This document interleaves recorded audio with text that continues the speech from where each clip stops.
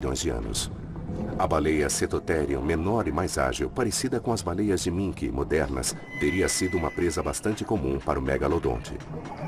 Entretanto, elas ainda eram um teste difícil para a habilidade de caça do megalodonte. Embora esta baleia tivesse apenas um quinto do comprimento de um megalodonte adulto, ela ainda pesava 9.000 quilos. Utilizando os músculos poderosos da cauda, o carnívoro de 15 metros dispara em direção à superfície.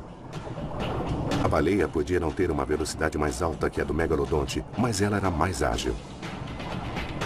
Com sua potência e velocidade incríveis, o megalodonte tinha a capacidade de saltar sobre a superfície da água com uma baleia de 9.000 quilos ainda entre suas mandíbulas. Em uma questão de instantes, o jantar estava servido. Com uma morte rápida, o megalodonte tinha provado que ele tinha força e agilidade para dominar os oceanos do mundo.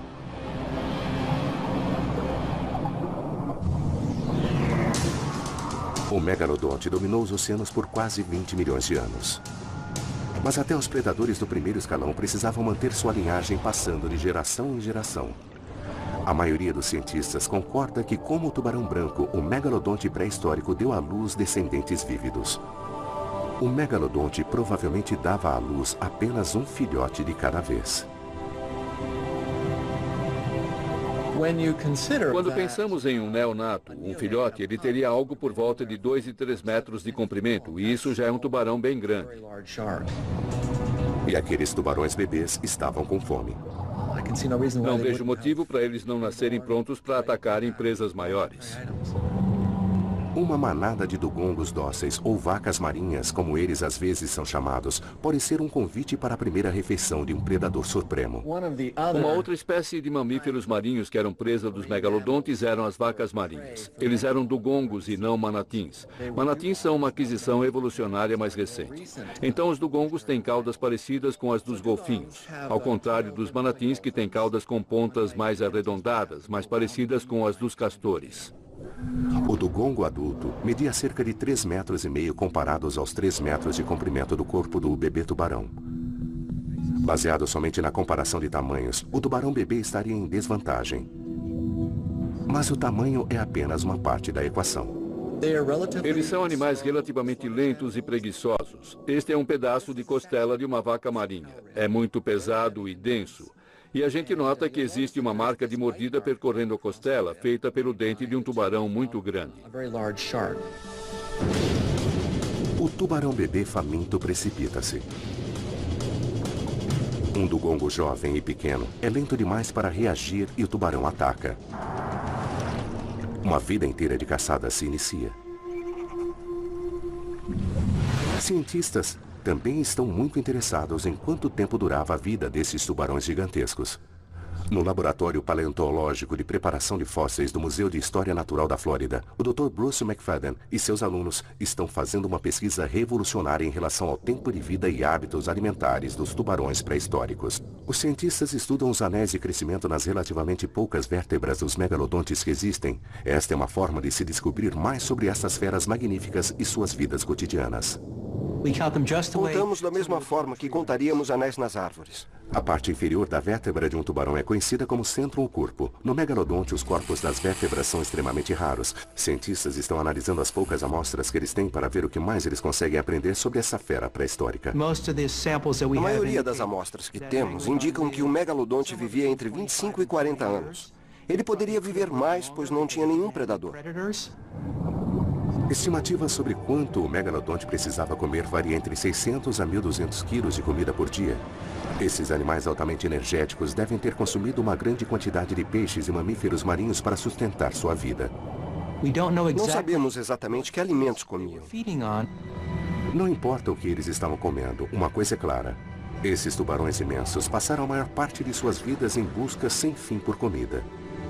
E 15 milhões de anos atrás, os oceanos do período miocênico estavam repletos de uma variedade de vida marinha da qual os megalodontes podiam escolher para se alimentarem. Baleias, golfinhos, dugongos, tartarugas marinhas enormes e grandes quantidades de peixes supriam as águas costeiras ao redor do mundo. O megalodonte provavelmente comia de tudo. O grupo mais comum de baleias durante o Mioceno era o de Cetotherium. Essas baleias pequenas mediam entre 3 e 6 metros e eram encontradas em águas costeiras mais cálidas em todo o planeta. Uma baleia que se alimentava com plâncton, crustáceos e peixes pequenos. Esses mamíferos do mar eram rápidos e ágeis, apesar de seu tamanho robusto, pesando entre 9 e 18 mil quilos. Como o dugongo, essas criaturas dóceis eram provavelmente alvos fáceis para os megalodontes famintos. Mas o Dr. Stephen Godfrey tem um pedaço de espinha dorsal de uma baleia que pode demonstrar que os megalodontes nem sempre eram bem-sucedidos em suas caçadas. Infelizmente, a superfície do osso está desgastada e o segredo sobre o que aconteceu à baleia está guardado dentro das vértebras. Põe em cima da mesa. Você quer que a peça toda seja escaneada ou apenas a patologia? A tomografia computadorizada moderna pode ajudar. Godfrey usa a tecnologia atual para analisar algo de 12 mil anos atrás.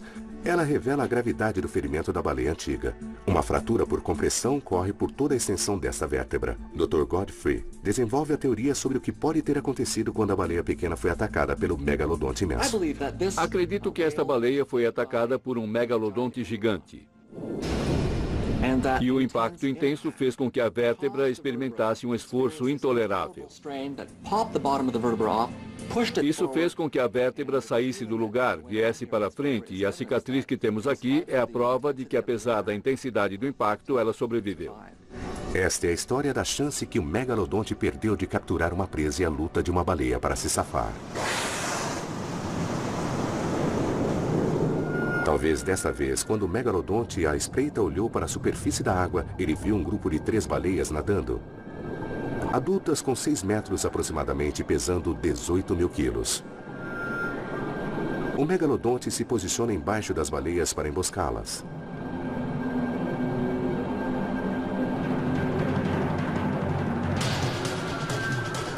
A baleia pequena hesita e o tubarão gigante não consegue acertar sua trajetória. As mandíbulas imensas do megalodonte erram o alvo e sua cabeça colide com as costas da baleia. Conforme prova a tomografia, dessa vez a baleia escapou. A baleia teve sorte. Na maioria das vezes, ela seria uma presa fácil para o megalodonte. Mas 20 milhões de anos atrás, havia outro mamífero marinho cuja agressividade poderia ser comparada à do megalodonte. Este é o crânio de uma baleia antiga conhecida como Squalodon. E esses animais conseguiam ecolocalizarem-se e eram os predadores supremos de seu tempo. A Squalodon deve ter sido uma adversária formidável. Essas baleias com dentes enormes não eram tão grandes quanto os megalodontes, mas tinham um bom tamanho entre 7,5 metros e 9 metros. Seria um bom tamanho para uma Squalodon. A Squalodon era um predador supremo, como as rápidas orcas atuais. Se quisermos interpretar qualquer comportamento de um animal extinto, temos que analisar os animais modernos. No caso das Squalodons, analisaríamos as baleias assassinas modernas. Sabe-se que as baleias atacam tubarões. Não é uma rua de uma só mão, onde só os tubarões atacam as baleias. Sábados. Uma Squalodon com um comprimento máximo de 9 metros não conseguiria dar conta de um megalodonte de 15 metros sozinha, mas ela lutaria. Se um megalodonte localizasse uma Squalodon, ele não hesitaria em atacar. Cientistas acreditam que esses mamíferos marinhos deviam viajar em grupos.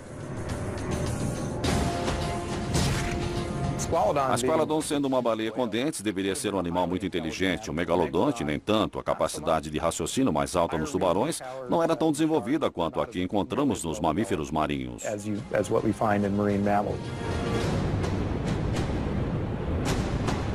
Até mesmo um animal enorme como um megalodonte vai sentir esse golpe nas guelras desta vez.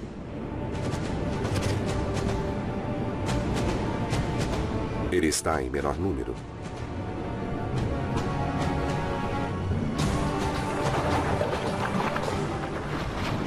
A primeira Squalodon pode não sobreviver por muito tempo, mas o megalodonte também sofre alguns ferimentos na batalha.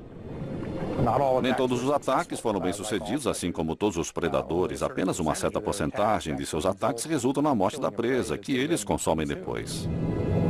Mas outras espécies de presas, além das Squalodons e dugongos, podem ter fornecido alimentação mais rica. Havia também baleias grandes nadando nas águas costeiras na época do Plioceno. Baleias bem grandes. E quando o megalodonte queria um jantar com 3 pratos, ele devia ir atrás de uma fera maior que ele mesmo.